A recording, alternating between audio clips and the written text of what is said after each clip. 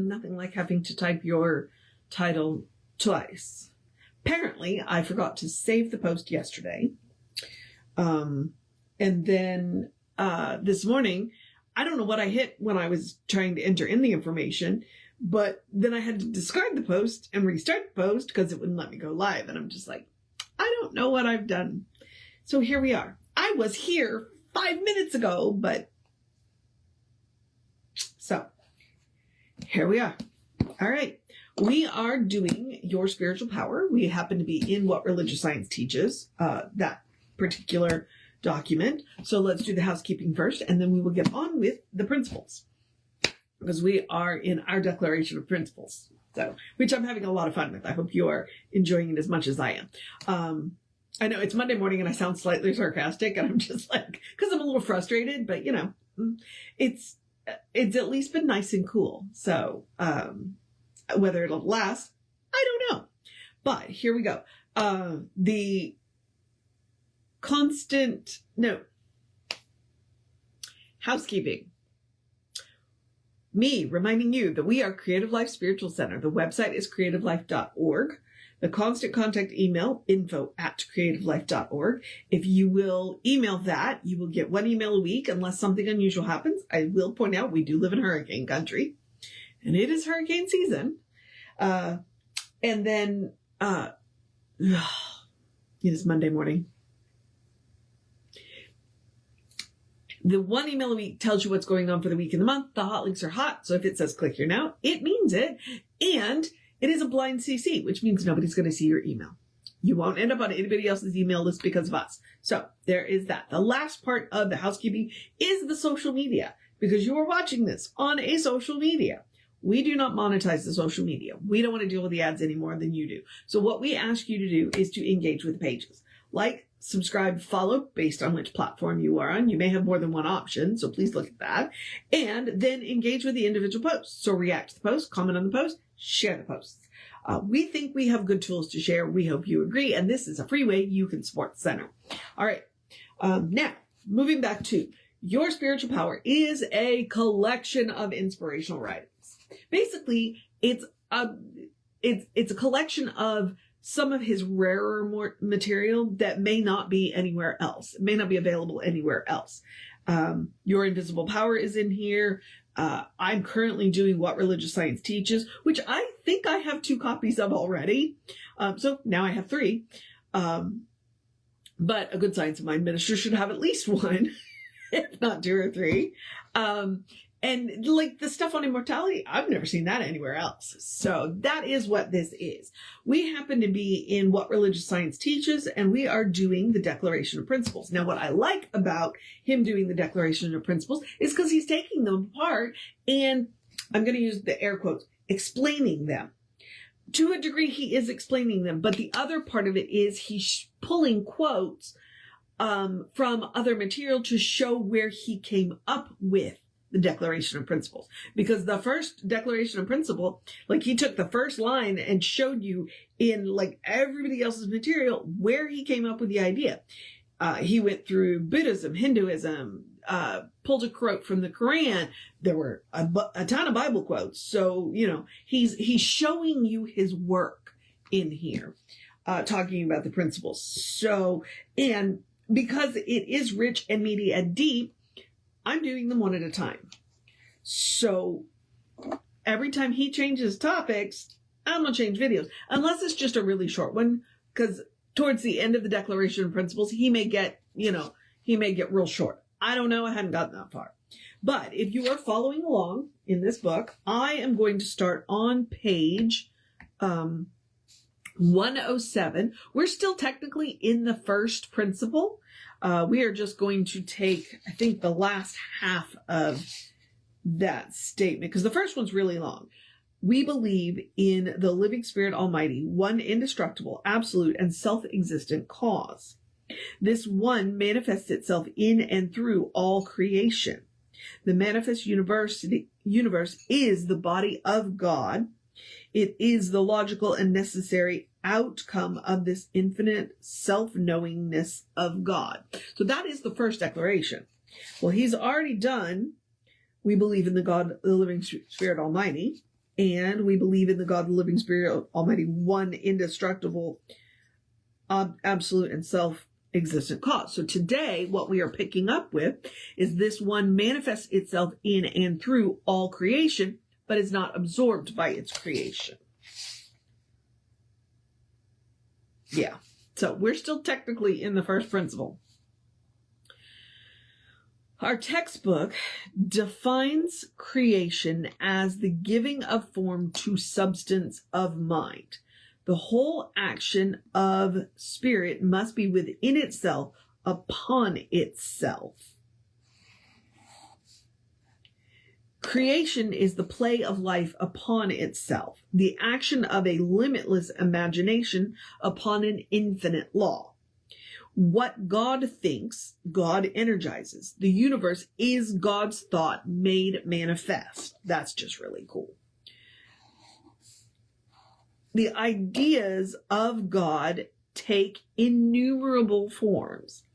The manifest universe springs from the mind of God. The Bible says that the Lord by wisdom hath founded the earth. By understanding hath it established the heavens. In the beginning, God created the heaven and the earth. By its spirit, it has garnished the heavens. For it spake, and it was done. It commanded, and it stood fast. The worlds were framed by the word of God. The heavens declare the glory of God, and the firmament sheweth its handiwork. God's handiwork. Okay.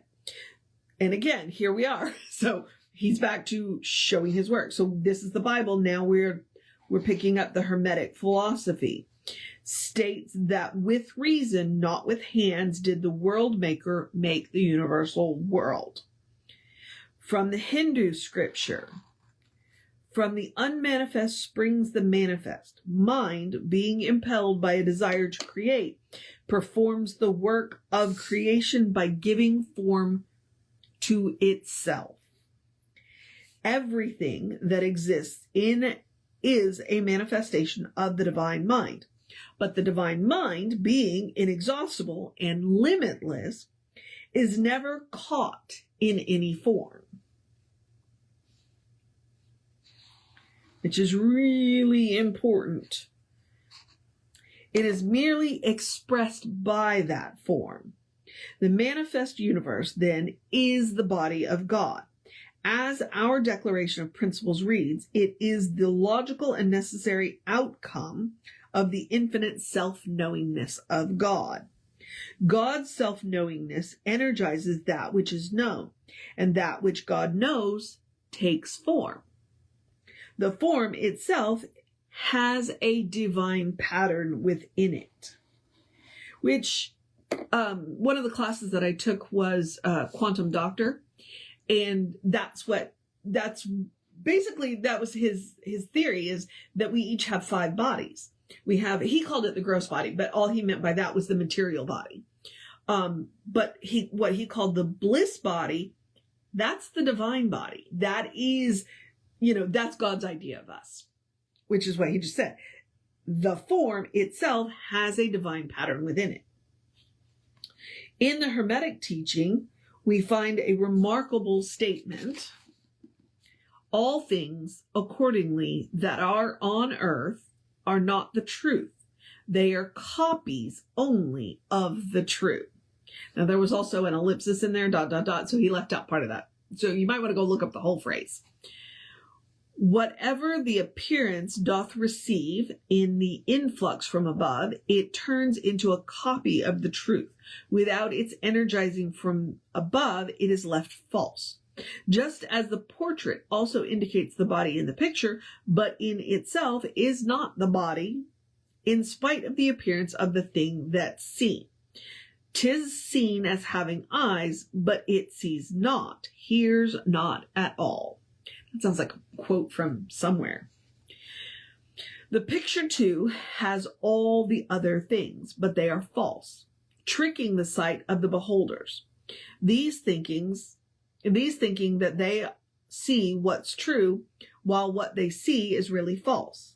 All, then, who do not see what's false, see truth.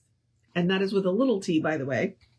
If then we thus do comprehend or see each one of these just as it really is, we really comprehend and see. But if we comprehend or see things contrary to that which is, we shall not comprehend, nor shall we know aught true. And honestly, right now, I want to throw my book across the room, because I'm like, what did he just say? Now, I think he's still quoting, because that was in quotes, I think he's still quoting the Hermetic principle here. And it goes back to that allegory of the cave, Plato's cave. Basically, we're looking at shadows on the wall, thinking that it's true. And we're seeing shadows on the wall. The shadows are cast by what is real, but we are looking at the shadows, not at what's real, is what I think he just said. The picture is not the person in the picture. One of the problems of religious science is to distinguish between that which is temporal and that which is eternal. God or spirit is the only reality, the one substance or essence. The material universe is real as a manifestation of life, but it is an effect. This is why Jesus told us not to judge according to appearances. Okay. To distinguish. Okay. So let's go back to the phrase where he said the material universe is real as a manifestation of life, but it is an effect. Because I'm not terribly familiar with A Course in Miracles, but they talk about the material world being an illusion. Okay. I have a passing knowledge of Mary Baker Eddy, and she said something somewhat similar, that the material world is an illusion. So Ernest is acknowledging that the material world is real. Okay. The manifestation in the material world is real, but it's not the truth, because it is an effect, not the cause. So, because the last thing we want to do is deny the experience that we are having, because denying the experience is not going to get us anywhere. Okay? All right. The Talmud says that unhappy are they who mistakes the branch for the tree, the shadow for the substance. So my point about the allegory of the cave is on point here. In Hebrews, we find, for Christ is not entered into the holy places made with hands, which are the figures of the true, but into heaven itself, now to appear in the presence of God for us. And from and now my brain is going, how do you pronounce this? Colossian. What I hear is Thessalonians, and that's not Thessalonians. Colossians. I know how to pronounce this. I just apparently can't today. So, let no person therefore judge you in meat or in drink or in respect of a holy day or of the new moon or of the Sabbath days, which are shadows of things to come, but the body is of Christ. Now, Reverend Norm rears his head right now and says, go read that in context, because Ernest has taken it out of context. So, go read that passage, although he doesn't tell you where it is in Colossians. So, yeah, there you are. But the internet will. Back of all form, there is a divine substance. Hid within every appearance, there is an adequate cause. If we judge by the appearance alone, then thought it as though it... hang on. Rewind. Let's see. Back of all form, there is a divine substance. Hid within every appearance, there is an adequate cause. If we judge by appearance alone, as though it were self-created, we are mistaking the shadow for the substance. In Fragments of a Faith Forgotten, and I always forget that I keep meaning to look that up, it says, gain for yourselves, ye children of Adam, by means of these transitory things, that which is your own and passeth not away. I'm not even going to go there. I'm just going to let that one stand. We are to translate all creation into spiritual causation. Then we shall be viewing it rightly. The created form has no being of itself. It is an effect. In Ramchakara, we read, that which is unreal hath no shadow of real being, notwithstanding the illusion of appearance and false knowledge, and that which hath real being hath never ceased to be, can never cease to be, in spite of all appearances to the contrary. Ramachakara. That's Ramachara.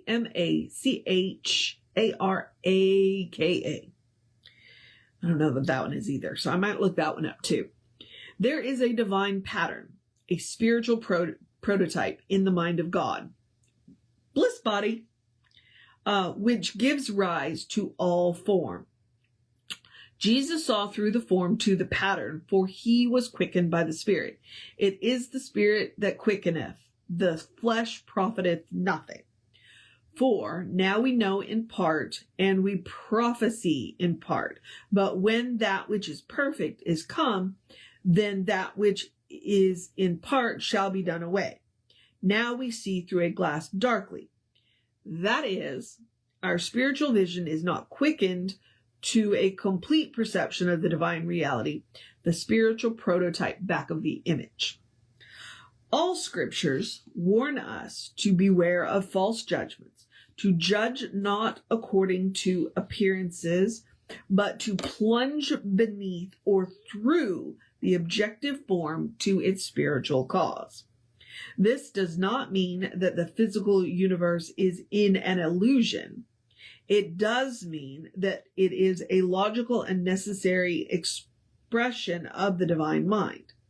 If we were to think of the physical universe as the shadow of its spiritual reality, we should be rightly interpreting it. Okay, what? If we were to think of the physical universe as a shadow of its spiritual reality. Okay, again, back to Plato's cave. Religious science translates physical form into mental and spiritual causation. Religious science translates physical form into mental and spiritual causation. It does not do this by denying the form, but through a right of the invisible. The invisible is the cause, the interpretation of it. The visible is the evident visible. Is an evident visible is an effect. Hang on. The visible is the cause, the interpretation of it. The invisible is the cause, the interpretation of it. The visible is an evidence, visible is the effect. That's a line to end on, and that's exactly what I'm going to do, because now, maybe